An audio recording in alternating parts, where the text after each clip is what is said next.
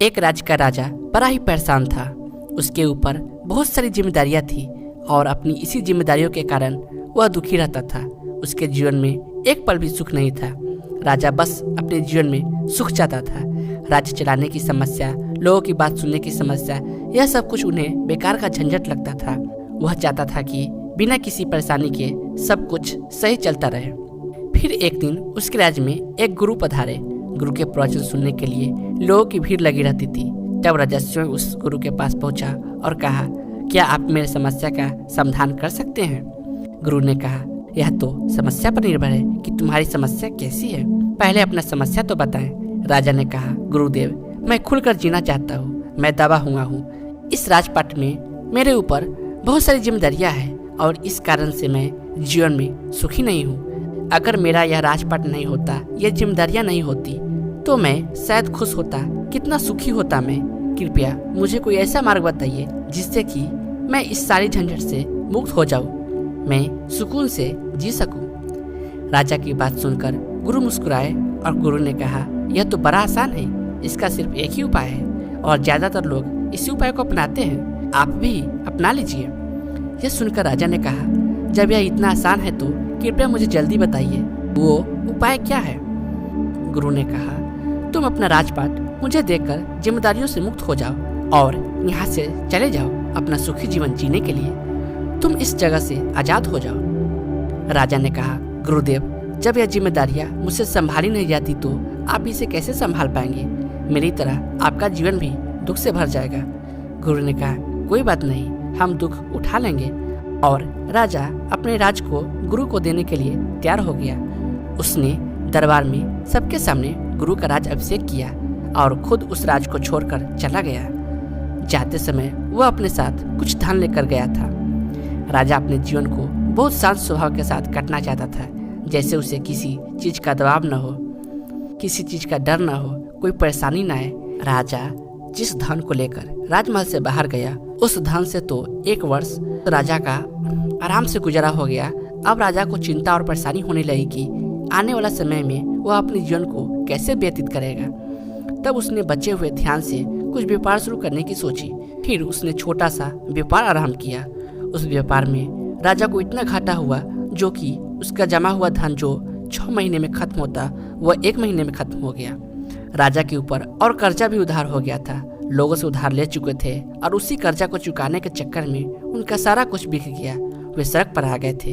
अपने दुखों को देखकर वो राजा इतना चिल्लाया कि यह दुख मेरा पीछा क्यों नहीं छोड़ता है। जिस दुख को दूर करने के लिए मैंने राजपाट सब कुछ त्याग दिया, फिर भी यह दुख मेरे पीछे ही आ रहा है। मैं अब क्या करूं? अब उसके पास खाने के लिए भी पैसे नहीं थे। इसी तरह एक रात वह भूख से तड़प रहा था। तभी उस जगह से एक राजकुमारी गुजरी।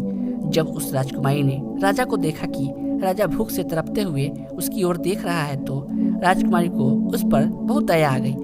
राजकुमारी ने उस राजा को भोजन कराया और पूछा कि आप कौन हैं? राजा शर्म के मारे अपने बारे में कुछ नहीं बताया।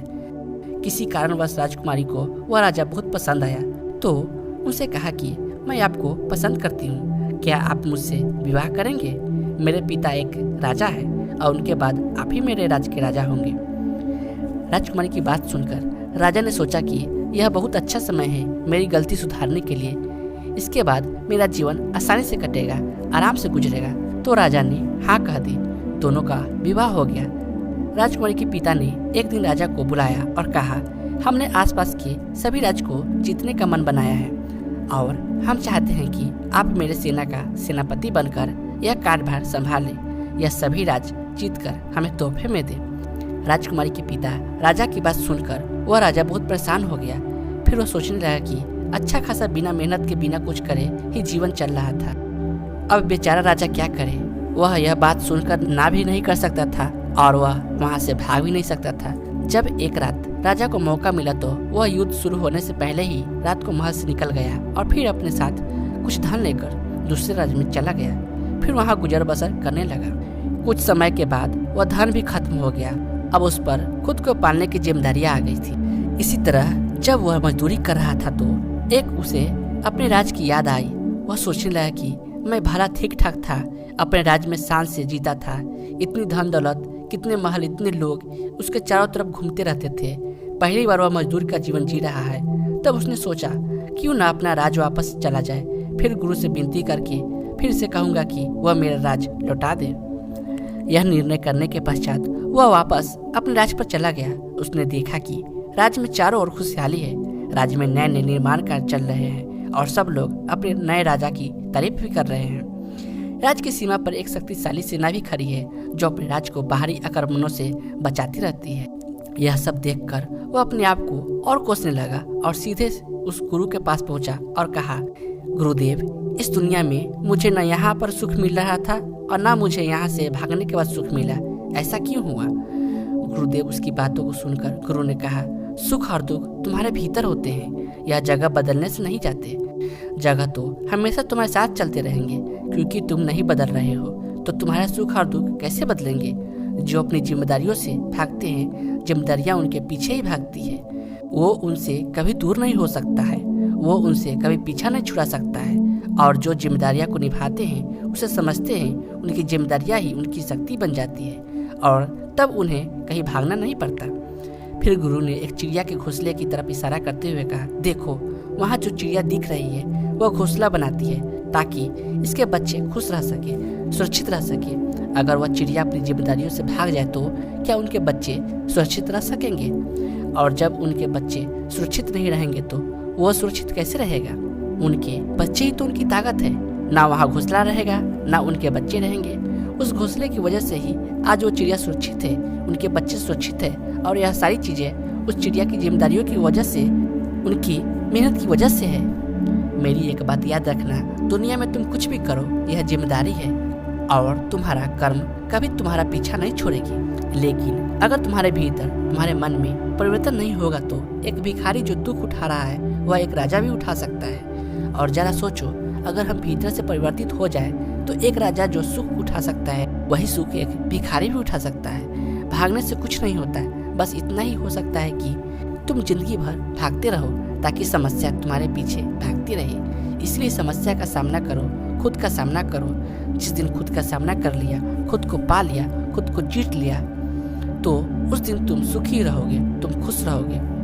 गुरु की ये बातें सुनकर राजा अच्छी तरीके से समझ चुका था और उसने कहा कि आप सत्य कहते हैं। मैंने अपने जीवन में इतना भागते हुए कभी अपने आप को मुक्त महसूस नहीं किया। हमेशा मुझे लगता था यह पूरा होगा, अब पूरा होगा, लेकिन पूरा करते करते सब कुछ अधूरा ही रहा। खुशियाँ कभी मिली नहीं। फिर गुरु ने जब देखा कि राजा को अपनी गलती का एहसास हो गया तो गुरु ने राजा को उसके राज लौटा दिए और फिर अपनी यात्रा में, अपनी साधना में वापस चले गए। इस कहानी से यह सीख मिलती है कि आप भी अपने सांसारिक जीवन में किसी भी मकसद को लेकर, किसी भी जिम्मेदारियों को लेकर, चाहे वह आपका घर परिवार, नौकरी, दोस्त, यार, इन सब चीज़ों से ना भागे। इन्हें समझे, अपनी परेशानियों का, अपनी समस्याओं का समाधान कीजिए, क्योंकि भागते रहने से सिर्फ और सिर्फ आपका समय नष्ट होगा। जिम्मेदारियों से नहीं छूटोगे। जब तक जिंदा हो तब तक जिम्मेदारियां भी रहेंगी। इसीलिए इसे समझने की कोशिश करो, क्योंकि जो समय आप भागने में लगाते हैं वही समय में आप अपने आप को बना सकते हो, अपने जीवन को सुधार सकते हो और एक महान व्यक्तित्व अपने भीतर ला सकते हो, एक महान व्यक्ति बन सकते हो। मित्रों, इस कहानी से आपने क्या सीखा? एक कमेंट जरूर कीजिएगा। धन्यवाद। जय हिंद।